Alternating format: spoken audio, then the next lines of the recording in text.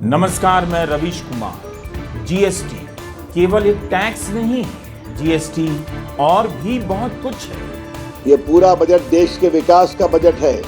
अगर सही सवाल सही समय पर उठते रहते तो कई समस्याओं का समाधान हो चुका होता। शेयर बाजार में गिरावट का लंबा दौर रुकता नजर नहीं आ रहा।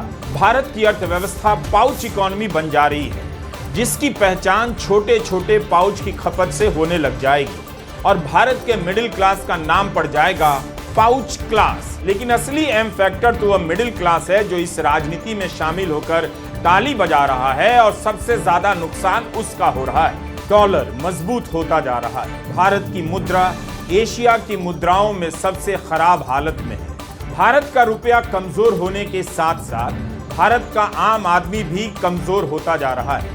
उसकी कमाई बढ़ नहीं रही और रुपया भी कमजोर, महंगाई ऊपर से बलजोर, तो जाहिर है आम आदमी पर असर पड़ेगा। पिछले दिनों सरकार की ही तो रिपोर्ट आई थी कि कॉरपोरेट का टैक्स घटाया तो 4 साल में उनका मुनाफा 4 गुना बढ़ गया, लेकिन सैलरी बढ़ी सिंगल डिजिट में। 14 लाख कमाने वाला चेयरमैन एक दिन का 3000 कमाने वाले कर्मचारी से कह रहा है अपनी महीने की 4 छुट्टी भी छोड़ दो।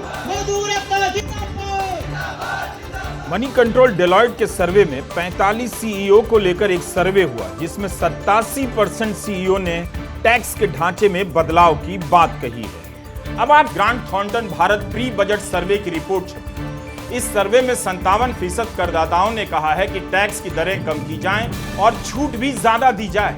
डू यू रिमेंबर कि प्रधानमंत्री मोदी ने नोटबंदी के बाद कहा था वे तो फकीर हैं, झोला उठाकर चल देंगे। अरे हम तो फकीर आदमी हैं, झोला लेके चल पड़ेंगे जी। डॉलर मजबूत होगा तो उन माता पिता की हालत पतली हो जाएगी जिनके बच्चे विदेशों में पढ़ने गए, उनका डॉलर बिल बढ़ जाएगा।